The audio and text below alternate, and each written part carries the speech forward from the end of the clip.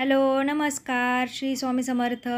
रेश्माच्या दुनियादारीमध्ये पुन्हा एकदा मी तुमचं स्वागत करते.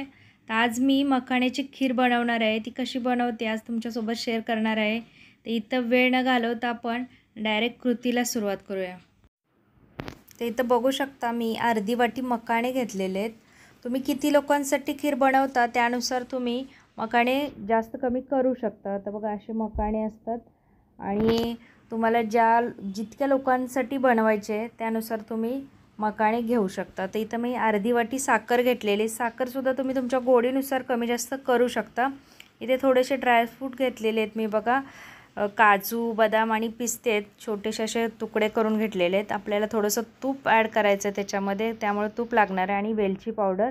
तर इथं मी मार्केटमध्ये गेले होते तेव्हा मला ही कढई खूप आवडली. म्हणजे भांड्याच्या दुकानामध्ये गेले तर चांगली मजबूत आहे. झाकणसुद्धा मजबूत आहे बघा.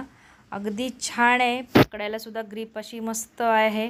मला आवडली. हेवी आहे आणि मी घेतली, मग मला आवडली. तर आज मी तुम्हाला सांगते की नवीन भांड्यांचे स्टिकर कसे काढायचे अगदी इझिली. कधी आपण ना खरवडून काढतो आणि ना नवीन भांडी आपली खराब दिसतात. तर बघा मी गॅसची फ्लेम ऑन केलेली. गॅस अगदी स्लो केलेला आहे. थोडंसं म्हणजे 10 सेकंद आपल्याला भांडं गरम करायचं आहे. आणि काय टोकिऱ्याच्या साह्याने मी ते चाकू घेतलेलं आहे, त्याच्या साह्याने बघा अगदी इझिली हे स्टिकर निघतो आणि ते डाग वगैरे राहत नाही जास्त. म्हणजे त्याचे ते गम वगैरे असतो त्याचा चिकटपणा जास्त राहत नाही.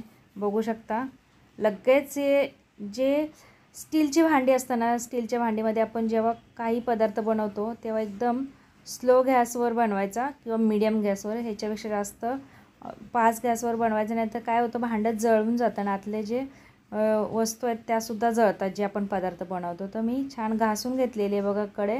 आणि पुन्हा एकदा मी गॅस ऑन करून त्याच्यामध्ये अर्धा चमचा तूप ॲड केलेलं आहे. त्याच्यामध्ये मी मखाणे छान असे पहिले भाजून घेणार आहे, कारण की मखाणे जे चामट असतात आपण छान भाजले ना तरच ते क्रिस्पी बनतात छान मस्त, जे आपण पॉपकॉर्न खातो ना तशा प्रकारे. तर अगदी 2 ते 3 मिनटं स्लो गॅसवर आपण भाजले ना तसे मस्त क्रिस्पी बनतात. बघू शकता आपले मखाणे भाजून झालेले आहेत आणि मी काढून घेते. त्याच कढईमध्ये पुन्हा अर्धा चमचा मी तूप ॲड केलेलं आहे आणि त्याच्यामध्ये असे ड्रायफ्रूट्स थोडेसे भाजून घेते अगदी 2 ते 3 मिनटं.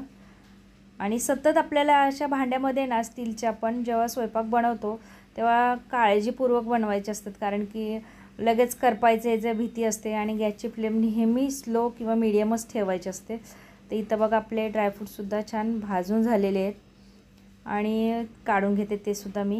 तर इथं मखाणे थंड झाल्यानंतर तुम्हाला दाखवते बघा कसे क्रिस्पी झालेले आहेत. तर थोडीशी अशी भरड करून घेते मी मिक्सरमध्ये. तुम्ही असेसुद्धा कट करू शकता. तर दूध मी ॲड केलेलं आहे बघा त्याच भांड्यामध्ये, ज्या भांड्यामध्ये ना आपण जे ड्रायफ्रूट्स आणि मखाणे फ्राय केलेले आहेत त्याच्यातच मी थोडं दूध ॲड केलं. आणि इथं बघू शकता मखाण्याची भरड आपली अशा पद्धतीने मी बनवली. थोडेसे जाडसरच ठेवलेत, कारण की कळलं तर पाहिजे ना मखाण्याची खीर आहे. इथं तुम्हाला एक गोष्ट म्हणजे मला दाखवायची होती, ती म्हणजे मी ह्याच्यामध्ये साखर ॲड केलेली. ती ना तुम्हाला दाखवायला मी विसरले, म्हणजे ते शूटच झालं नाही का काय कॅमेरामध्ये, काय कळलंच नाही मला. तर त्याच्यामध्ये मी साखर ॲड केलेली बघा. त्याच्यातच मी आता ही मखाण्याची जी भरड आहे ती ॲड केली आणि थोडीशी वेलची पावडर माझ्याकडे शिल्लक होती कारण संपली. जितकी होती तेवढी मी ॲड केलेली आहे बघा, कारण आपल्याला थोडीशीच लागते, कारण मी कमी बनवते, क्वांटिटी कमी आहे खिरीची, त्याच्यामुळं एवढी इनफ आहे ती. तर बघू शकता इतकी पातळ आहे. तर आपल्याला थोडंसं आटवायचं आहे हे दूध बघा. असं सतत ढवळत राहायचं किंवा काय होतं खाली तळाला ना करपतं दूध. थोडंसं जरी खाली तळाला लागलं ना तरी ते चव बिघडते बघा. आपलं हे रेडी झालेलं. त्याच्यातच मी ड्रायफ्रूटसुद्धा ॲड करताना का नाही काय माहिती शूटच नाही झालं. थोडंसं केशर मी भिजत ठेवलेलं दुधामध्ये. भरपूरशा अशा गोष्टीनं माझ्याकडून शूटच नाही झाल्या. तर केशरचंसुद्धा मी ते दूध त्याच्यामध्ये ॲड केलं बघा. थोडासा दाटसरपणा आला आणि थंड पण करून घ्यायची आणि मग नंतर सर्व करायची. म्हणजे काय होतं थोडंसं छान असं दाटसरपणा येतो. बघू शकता थंड झाल्यानंतर अगदी मस्त आणि यम्मी आपली ही मखाण्याची खीर अगदी रेडी झालेली आहे. बघू शकता मी काढून घेते एका बाउलमध्ये अशा पद्धतीने. तर बघा किती छान आपली मखाण्याची खीर रेडी झालेली आहे. तर तुम्हाला हा व्हिडिओ कसा वाटला मला नक्की कमेंट करून सांगा. जर तुम्हाला व्हिडिओ आवडला असेल किंवा चॅनलवर नवीन असाल तर चॅनल नक्की सबस्क्राईब करा. त्याचबरोबर कमेंटसुद्धा करा की कशी झाली रेसिपी, कशी नाही, किंवा तुम्हाला अजून कोणती रेसिपी बघायची आहे ती. तर चला मी व्हिडिओचा इथं एंड करते. आपण लवकरच भेटूया एका नवीन व्हिडिओमध्ये. तोपर्यंत श्री स्वामी समर्थ.